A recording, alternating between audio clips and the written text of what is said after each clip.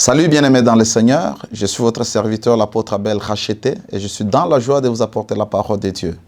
Aujourd'hui, nous allons partager un thème intitulé « La repentance ». Il est important qu'en tant que chrétiens surtout dans la Nouvelle Alliance, nous devons comprendre les concepts de la repentance. Qu'est-ce que c'est la repentance? Alors dans cet enseignement, je vais développer ce concept, voir ses implications et les processus pour arriver à une repentance sincère selon Dieu et selon les Saintes Écritures.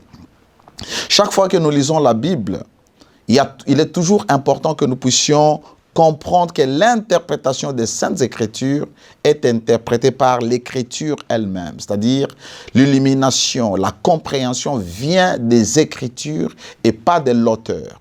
Parce que c'est le Saint-Esprit qui va nous permettre de comprendre les Saintes Écritures. La repentance est un thème qui amène beaucoup de confusion. Et les gens se posent la question, est-ce que les chrétiens ont besoin de se repentir? D'autant plus que la repentance signifie tout simplement le changement de mentalité ou le changement de la pensée. Alors, quand est-ce que la repentance s'applique dans la vie d'un croyant, d'un chrétien? Alors, nous allons interpréter cela et expliquer comment est-ce que nous pouvons nous positionner par rapport à ce thème. Alors, l'étude du contexte dans la Bible est très importante. Lorsque nous lisons, il y a des règles d'interprétation des Saintes Écritures et lorsque nous interprétons, il y a ce qu'on appelle l'interprétation contextuelle, c'est-à-dire il faut interpréter le passage, le verset ou les chapitres selon son contexte, parce que chaque mot, chaque locution, chaque phrase, chaque verset a son contexte dans la Bible. Et aller en dehors de ce contexte, nous courons un grand danger de perdition, un grand danger d'interpréter mal le verset, et ce qui va conduire à l'hérésie, ce qui va conduire à une mauvaise compréhension des Saintes Écritures. Et cela va nous permettre de ne pas tomber dans la confusion. La repentance a un sens différent lorsqu'il s'applique à Dieu et lorsqu'il s'applique à l'homme. Vous devez savoir qu'il y a la repentance qui concerne Dieu. Et souvent, lorsque nous prenons cet aspect-là, nous tombons dans l'erreur de croire que les chrétiens n'ont pas besoin d'une repentance liée au péché, mais tout simplement de changer la pensée. Ça, c'est déjà une erreur.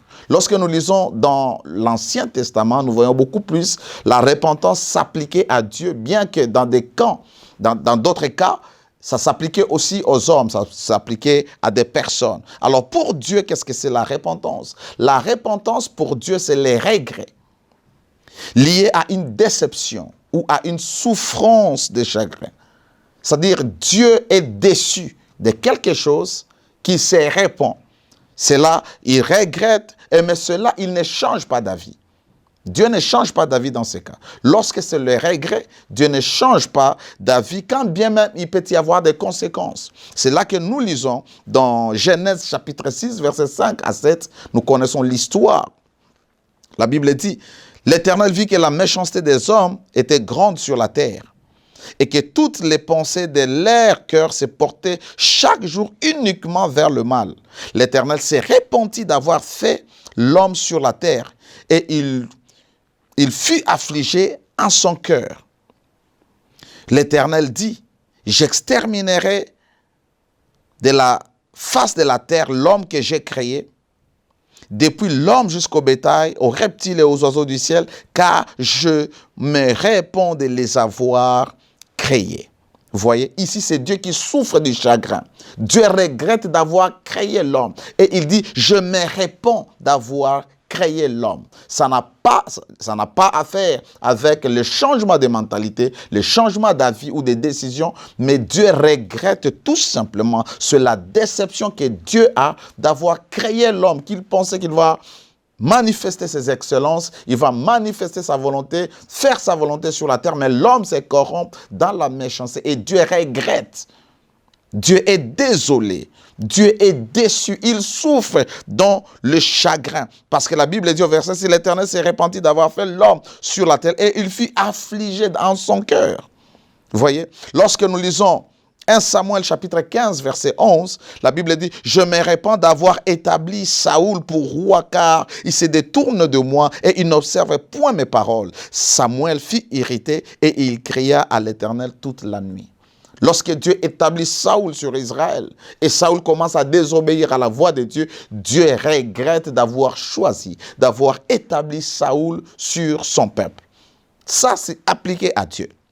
Quand est-ce que la repentance qui concerne Dieu devient maintenant un changement d'avis, d'intention ou de décision? Et cela est toujours, lorsque Dieu change d'avis, cela n'est pas lié au fait qu'il regrette. Et là, lorsque Dieu a regretté, les conséquences seront là. Mais ici, lorsque Dieu change d'avis, lorsque Dieu change d'intention ou de pensée, il change de décision, cela est lié à sa compassion ou à sa pitié. Dieu est compatissant, alors il peut changer d'avis. Et c'est là que le verset que beaucoup de prédicateurs ont l'habitude de soutenir. Exode chapitre 32, verset 14. La Bible dit « Et l'Éternel s'est repenti du mal qu'il avait déclaré vouloir faire à son peuple. » Ici, le peuple se corrompt. Et Dieu dit à Moïse qu'il va susciter de lui un peuple. Et Moïse va argumenter avec Dieu. Et Dieu va se repentir. C'est-à-dire, Dieu change d'avis. Il voulait détruire son peuple. Il voulait changer, détruire, exterminer Israël. Mais il change d'avis. À cause de son amour, à cause de sa compassion. Et là, Dieu se repent. Dieu ne se repent pas parce qu'il a péché.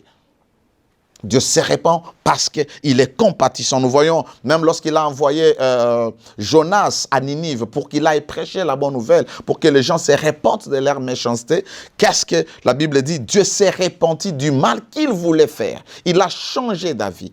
Là, c'est la repentance qui est liée à Dieu. Genèse 3, 10, Dieu vit qu'ils agissaient ainsi et qu'ils revenaient de leur mauvaise voie. C'est-à-dire, ils se sont repentis. Ils ont demandé pardon à Dieu, ils se sont humiliés devant Dieu et ils ont abandonné leur mauvaise voie. Alors, Dieu s'est repenti du mal qu'il avait résolu de leur faire et il ne les fit pas.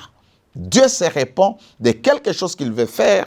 Il veut détruire un peuple, il veut détruire une personne. Et lorsque la personne s'humilie, lorsque la personne revient à lui à cause de sa miséricorde, à cause de sa compassion, Dieu se repent. Alors pour Dieu, la repentance n'a rien à voir avec les péchés. Parce que Dieu n'est pas un homme pour pécher.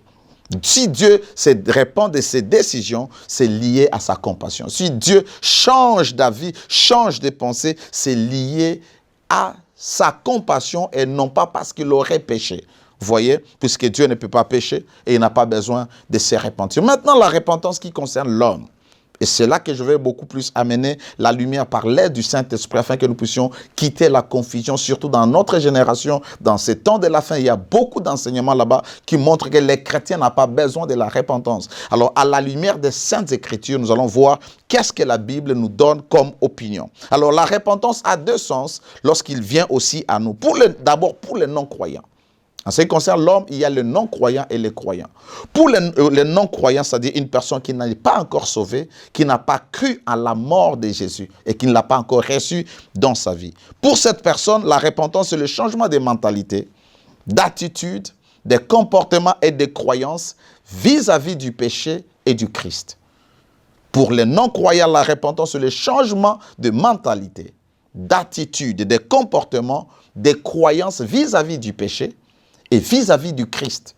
Cette personne a une certaine croyance en dehors de Christ. Il ne connaît pas d'abord les implications du péché et leurs conséquences dans sa vie. Alors, il faut que cette personne arrive à changer sa mentalité. Et le but de cette repentance ici, c'est tout simplement pour amener la personne au salut.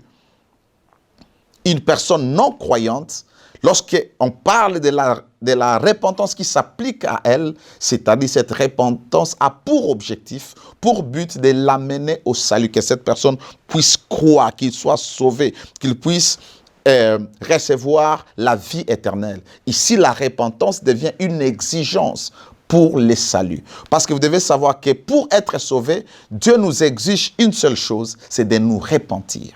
Et cette repentance s'accompagne par la foi que nous plaçons dans le Seigneur. Parce que vous devez savoir que baptiser, ce n'est pas ce qui sauve. C'est se repentir de ses mauvaises voies et embrasser, c'est tourner vers Dieu qui amène le salut. Nous allons lire quelques passages. Matthieu chapitre 4, verset 17. La Bible dit, « De ce moment, Jésus commença à prêcher et à dire, « Repentez-vous, car le royaume des cieux est proche. Israël et tout le peuple étaient déjà programmés dans un système de croyance, dans une certaine mentalité où ils pensaient à la loi, où ils marchaient selon la loi de Moïse. Et dès que Jésus vient avec la nouvelle doctrine, avec le message du salut, il commence par leur dire de changer leur manière de penser, de changer leur croyance, leur mentalité, afin de s'aligner à la chose nouvelle qu'il vient d'amener. Vous savez, il a dit quelque part qu'on ne met pas le vin nouveau dans des vieilles outres. Vous voyez? Alors, il fallait enlever ce qui était ancien et amener ce qui était nouveau. Alors, le peuple devait changer son mental. Israël a eu un problème sérieux à croire au Seigneur parce qu'Israël n'a pas accepté de se repentir, de changer sa manière de voir par rapport au Christ, par rapport à leur péché. Actes, chapitre 2, versets 37 à 38, dit ceci.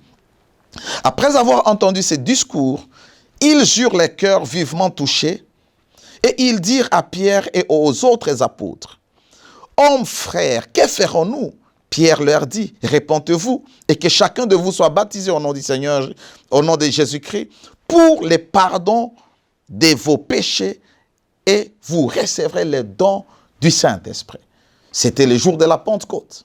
Alors que Pierre était en train de parler, le peuple était touché.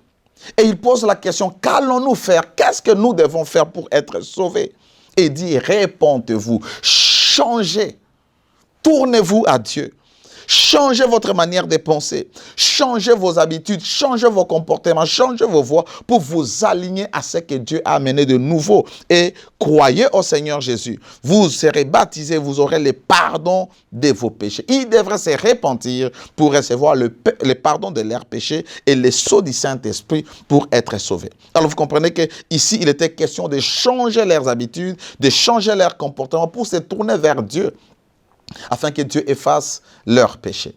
Ici, d'abord, ça concerne les non-croyants. Ils se répandent en croyant au Seigneur, en se détournant de leur vie ancienne, et c'est ça même changer la pensée. Ils changent de direction. Ils changent de là où ils allaient pour se tourner vers Dieu. Acte 3, verset 19, dit ceci, « Répentez-vous donc et convertissez-vous pour que vos péchés soient pardonnés. » Vous voyez? C'est repentir, c'est changer d'avis, c'est changer de comportement, c'est changer même de vie. La vie ancienne, une nouvelle mentalité pour embrasser la nouvelle mentalité et la vie nouvelle en Christ. Acte 20, 21, 22 dit ceci. Vous savez que je n'ai rien caché de ce qui a été utile. C'est-à-dire, je vous ai enseigné tout ce qui était utile pour vous. Et que je n'ai pas craint de vous prêcher et de vous enseigner publiquement et dans le maison, annonçant aux Juifs et aux Grecs la repentance vers Dieu. La repentance envers Dieu et la foi en notre Seigneur Jésus. C'est pourquoi je vous ai dit la repentance consiste, pour les non-croyants, ça consiste le changement de mentalité et la croyance. Nous changeons notre manière de voir les péchés, de voir le Christ, de voir Dieu. Et nous croyons maintenant au Seigneur. Et là, c'est la repentance. C'est-à-dire, l'apôtre Paul a prêché la repentance ici. Il a enseigné aux Juifs afin qu'ils se tournent vers Dieu et qu'ils croient au Seigneur Jésus. Alors, pour les croyants, qu'est-ce que c'est la repentance? Les croyants, c'est les chrétiens. Il y a plusieurs croyants. Les musulmans sont des croyants. Les bouddhistes sont des croyants. Chacun croit à quelque chose. Mais nous sommes les croyants en Christ, qu'on appelle les chrétiens. Pour les croyants, la repentance est la reconnaissance de son péché, avec une tristesse pieuse et un engagement à changer d'avis par rapport au péché, à changer de pensées, de directions et de comportements. La repentance est la reconnaissance de son péché, avec une tristesse pieuse et un engagement à changer d'avis par rapport au péché, à changer de pensées, à changer de direction et de comportement. C'est très important que nous puissions comprendre. Ça va nous permettre de savoir que est-ce qu'un chrétien doit se repentir encore alors qu'il s'était repenti le jour où il a cru au Seigneur, il s'est détourné de sa mauvaise vie. Maintenant, dans la vie pratique, dans la vie de tous les jours, avons-nous encore besoin de nous repentir? La repentance ici implique le changement des pensées et des comportements vis-à-vis du péché Et cela doit se suivre d'une confession. Une confession sincère de péché et un abandon de ce péché pour adopter un nouveau comportement et une nouvelle vie avec Dieu. Vous voyez, nous devons confesser nos péchés de manière sincère. Il n'est pas tout simplement de parler avec nos bouches. Ça doit être sincère, ça doit venir du cœur. C'est pourquoi j'ai parlé de la tristesse pieuse. Cette tristesse, le remords qui nous pousse maintenant à confesser notre péché. Alors vous comprenez que ici, le but de la repentance, ce n'est pas nous amener au salut, mais le but de la repentance, c'est de nous restaurer, de restaurer notre communion, notre relation avec Dieu. Parce que nous avons péché et nous savons que le péché brise notre communion avec Dieu. Comme le dit Ésaïe 59, 2, que la main de Dieu n'est pas courte pour nous sauver, ni son oreille, mais ce qui met un obstacle, ce sont nos péchés, ce sont nos iniquités. Alors vous comprenez que chaque personne, lorsqu'elle pêche, elle met une barrière entre elle et Dieu n'écoute pas les pécheurs.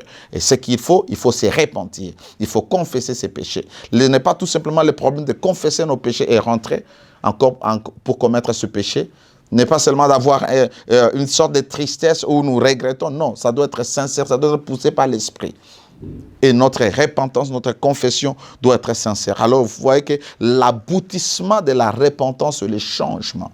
Il n'y a pas de changement sans repentance. Et les gens tombent toujours dans leur péché, dans leur comportement mauvais, tout simplement parce qu'ils n'ont pas compris que le but de la repentance, c'est être changé. Est-ce qu'un chrétien a-t-il vraiment besoin de la repentance? Est-ce que nous qui sommes dans la nouvelle alliance, avons-nous besoin de nous repentir encore tous les jours? Alors j'aimerais que nous puissions comprendre le concept du changement de mentalité et enseigner aux gens ou rester seulement sur le concept de la repentance comme le changement de mentalité, le changement d'avis ou de pensée. Ça mène beaucoup de chrétiens dans l'erreur et à normaliser même le péché. Ils vivent dans le péché parce qu'ils savent qu'ils n'ont pas besoin de se repentir parce qu'ils sont chrétiens. Non, nous devons nous repentir. Un chrétien doit-il se repentir? Oui. Il doit se repentir parce qu'il arrive aussi aux chrétiens des péchés. Parce que nous sommes chrétiens, cela ne veut pas dire que nous ne faisons plus des erreurs, nous ne péchons plus, nous ne commettons plus de fautes. Nous les commettons et pour garder notre relation avec Dieu, nous devons nous positionner, nous devons nous approcher de Dieu, nous devons revenir à Dieu avec un cœur sincère, confessant nos péchés et les abandonnant. C'est là que le changement va venir. Alors la repentance ici devient le processus par lequel les chrétiens se libèrent du péché d'une manière pratique, dans le but de devenir pur et se séparant du péché. De manière pratique, de manière journalière, nous sommes en train de nous rendre purs, de nous libérer du péché lorsque nous les confessons, lorsque nous prenons la décision par le Saint-Esprit de les abandonner. Parce que lorsque nous prenons les décisions seuls, nous n'allons pas vaincre. Nous n'allons pas vaincre ce péché. Nous n'allons pas vaincre cette erreur. 2 Corinthiens chapitre 12, verset 21 dit ceci. « Je crains qu'à mon arrivée, mon Dieu ne m'humilie de nouveau à votre sujet et que je n'ai à pleurer sur plusieurs de ceux qui ont péché précédemment et qui ne se sont pas repentis de l'impureté, de l'impudicité et des dissolutions auxquelles ils se sont livrés. » L'apôtre Paul est en train de dire, j'ai peur lorsque je vais venir, que je puisse vous trouver que vous faites encore le même péché que vous commettiez autrefois. Parce qu'il y a des gens qui n'ont pas voulu se repentir de leur impureté. Rappelez-vous que lorsqu'il écrit aux Corinthiens, il n'écrit pas dans une ville. Il écrit dans un petit groupe de croyants qui se réunissent à Corinthe, soit dans une maison, soit dans une synagogue. Et il est en train d'écrire. Vous voyez? Il dit qu'il y a des gens que je vais trouver qui ont refusé de se repentir de leurs impuretés. Vous savez que l'église de Corinthe a été beaucoup plus caractérisée par toute forme d'immoralité sexuelle. Il est en train de dire que ces gens-là se sont donnés à l'impureté, à l'impudicité, à la dissolution, à toutes sortes de déviations sexuelles. Ce sont des chrétiens.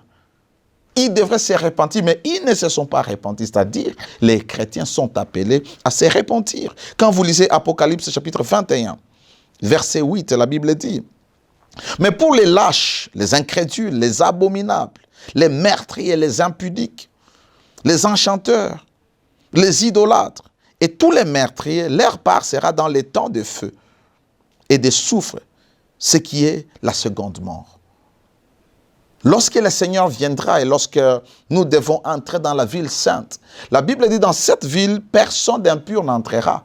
Dans cette ville, il n'y aura pas les incrédules, ceux-là qui n'ont pas cru à Dieu. Il n'y aura pas les abominables, des choses qui commettent des choses horribles, des choses abominables. Les meurtriers qui versent le sang. Les impudiques, tous ceux qui marchent dans l'immoralité sexuelle, les enchanteurs, ceux qui font la divination, l'idolâtrie. Dans la divination, les enchanteurs, il y a même ce que nous appelons dans le langage courant dans l'Église, les faux prophètes, qui consultent les esprits, qui font des enchantements. Vous voyez, les idolâtres. Vous savez, l'idolâtrie, ici, ce n'est pas tout simplement se courber devant une statue, devant une image. La Bible dit la cupidité est une forme d'idolâtrie. Vous voyez? Alors, lorsque Dieu parle, nous devons prendre l'implication du terme de contexte en large. Et tous les menteurs, leur part sera dans les temps de feu. C'est-à-dire, ces gens, ils étaient chrétiens, par exemple, mais ils ne se sont pas repentis. Ils n'auront pas part dans la vie éternelle. Vous voyez?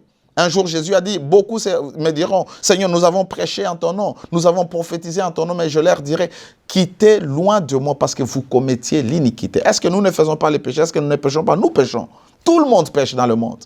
Mais le problème, ce n'est pas pécher, le problème, c'est repentir, c'est-à-dire abandonner les péchés. Parce que l'implication de la repentance, c'est l'abandon du péché, c'est là que vient le changement. Non seulement confesser, vous voyez. Alors, dans ce cas, il est important que nous puissions comprendre que nous, les chrétiens, doivent se repentir tous les jours, ce qu'on appelle la repentance pratique. Aussitôt que je commets une erreur, je m'excuse et je prends la décision de ne pas refaire la chose. Aussitôt que je pêche contre Dieu, je m'excuse, je demande pardon, sentant la douleur, cette tristesse d'avoir fait du mal à mon Créateur, au Dieu qui m'a aimé, et demander pardon pour qu'il me pardonne. Apocalypse 22, verset 14 dit ceci.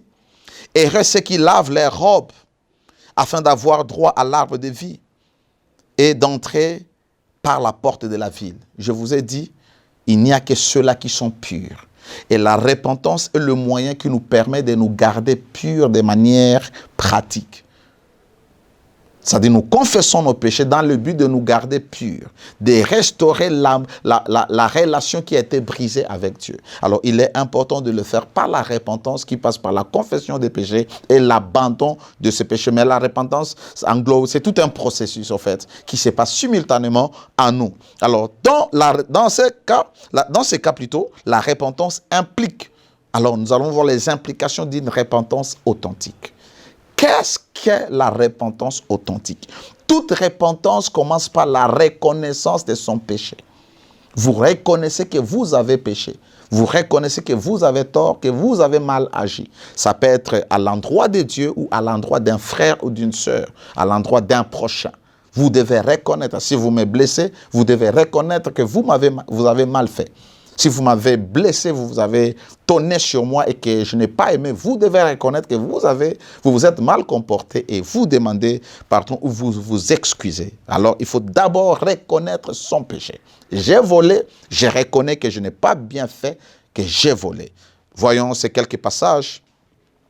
2 Samuel 12, 13.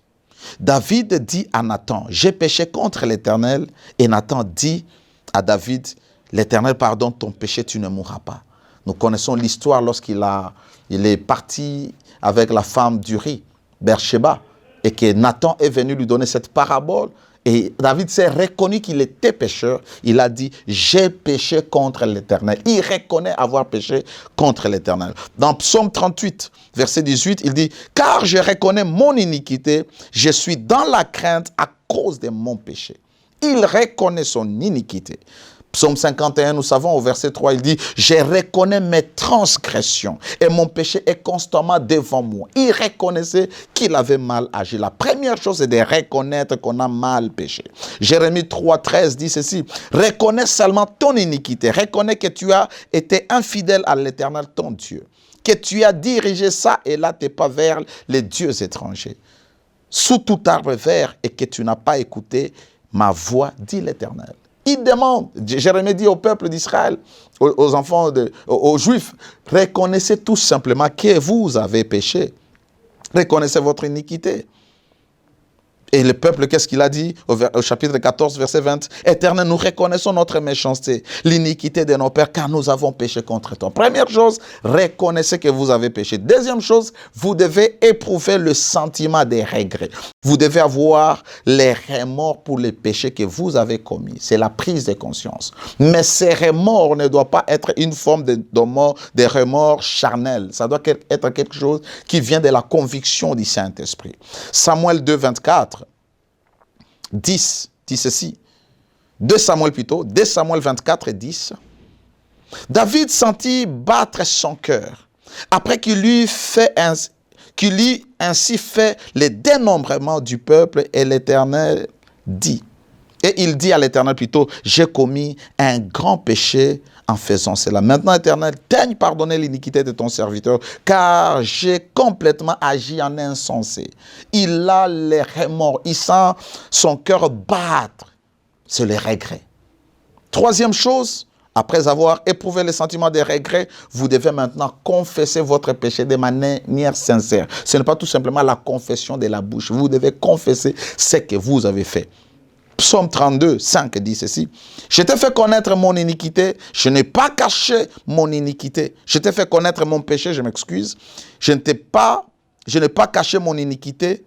J'ai dit, j'avouerai mes transgressions à l'Éternel et tu as effacé la peine de mon péché. Il fait connaître, il avoue, il cite ses péchés, il les confesse. Il a volé, il dit, j'ai volé l'argent de tel, pardonne-moi et vous devez restituer l'argent. On va y arriver. C'est là que la Bible dit que, dans 1 Jean 1, 9, la Bible dit, si nous confessons nos péchés, il est fidèle et juste pour nous les pardonner et pour nous purifier de toute iniquité. Nous confessons nos péchés. Ici, nous sommes chrétiens. C'est nous les chrétiens qui confessons nos péchés. C'est pour les abandonner. Et la quatrième chose, c'est l'abandon du péché. Reconnaître le péché, sentir le remords, confesser le péché, abandonner les péchés par l'aide du Saint-Esprit. On ne dit pas, non, je ne veux plus faire ce péché. Non, si vous le dites comme ça, vous êtes en train d'agir de manière charnelle. Demain, vous allez encore retomber. Et vous allez rentrer auprès de Dieu parce qu'il est miséricordieux, il va vous pardonner. Vous devez vous appuyer à l'aide du Saint-Esprit pour abandonner le péché. Sur les renoncements avec la volonté de changer maintenant d'avis, de pensée et de comportement pour une vie nouvelle. La Bible dit, Proverbe 28, 13. Celui qui cache ses transgressions ne prospère point, mais celui qui les confesse et les abandonne ou les avoue obtient miséricorde. Celui qui garde ses péchés, il ne prospère point, mais celui qui les confesse et les abandonne obtient miséricorde. Le but, c'est d'abandonner le mal que nous faisons. On se répand pour obtenir miséricorde et pour changer. Troisième chose, et la dernière, je vais dire, pour terminer, cinquième chose, après l'abandon du péché, c'est produire les fruits dignes de la repentance. Non seulement je prends la décision de ne plus faire, je dois produire les fruits qui prouvent que je me suis repenti, qu'il y a eu une repentance sincère. C'est là que l'apôtre, la Bible dit, Matthieu est en train de dire dans Matthieu 3, 8, il dit, produisez donc les fruits dignes de la repentance. Ici, il est question de la réparation. J'ai fait une erreur, j'ai commis un péché, je dois réparer cela. C'est là que la Bible dit, si vous priez, vous vous rappelez que vous avez un problème avec votre frère, allez d'abord réparer. Allez d'abord vous mettre en accord. C'est restituer la chose. Si vous aviez volé, vous avez pris quelque chose d'autrui. Ne dites pas seulement, j'ai pris quelque chose, je vais abandonner, mais je me rappelle une fois, mon épouse, on avait notre première fille à l'hôpital et avec sa petite sœur, ils étaient partis avec le thermomètre de l'hôpital. après, je crois, 2 ou 3 ans, le Seigneur lui a dit, tu dois remettre les thermomètres à l'hôpital. Ce n'était pas facile. Lorsque vous marchez avec Dieu, il doit vous demander de faire des choses qui doivent briser votre moi. Et parce qu'elle était humble, elle a pris les thermomètres, elle l'a ramené à l'hôpital et dit, quand j'étais ici avec ma fille, j'avais pris ceci. Vous voyez, c'est ça les fruits de la repentance. Non seulement demander pardon à Dieu, c'est là que vient le changement de mentalité pour ne plus avoir la même manière de voir les choses. Les changements de votre conduite et de votre comportement. Et c'est là que la Bible appelle la conversion. Il est une chose de se repentir et il est une chose d'être converti. Et je termine avec ces 2 versets. Actes des Apôtres, chapitre 26, verset 20. À ceux de Damas d'abord, puis à Jérusalem, dans toute la Judée et chez les païens, j'ai prêché la repentance et la conversion à Dieu avec la pratique des œuvres dignes de la repentance. Lorsque nous avons péché, nous devons produire les fruits qui sont dignes de la repentance. Nous devons croire au Seigneur, nous tourner vers le Seigneur, m'éprouver. J'étais impudique. Quand je demande pardon et je me réponds, je ne dois plus retomber dans le même péché. Et cette vie nouvelle, ça sera maintenant l'œuvre, ce sera une œuvre digne de repentance. 1 Thessaloniciens 1,9 dit « Car on raconte à notre sujet quel succès nous avons eu auprès de vous et comment vous vous êtes convertis à Dieu en abandonnant les idoles pour servir les dieux vivants et vrais. » Les Thessaloniciens avaient abandonné les idoles, ils ont commencé à servir Dieu. C'est ça le changement. Vous êtes chrétien, chaque fois que vous péchez, vous devez passer par ces 4 processus simultanés et prendre la décision de changer parce que l'aboutissement de notre repentance est de ne plus tomber dans le même péché et les abandonner. Ainsi, Christ sera formé en nous. Que le Seigneur nous bénisse. Je voulais apporter tout simplement une petite contribution concernant la repentance parce que c'est un sujet qui amène beaucoup de confusion qui fait couler beaucoup d'encre au milieu des chrétiens. Que le Seigneur vous bénisse. Je suis votre serviteur, l'apôtre Abel Racheté de Impact Word Ministries. Merci de nous avoir suivis et je vous encourage de continuer à suivre Héritage TV. Shalom dans vos vies et dans vos familles.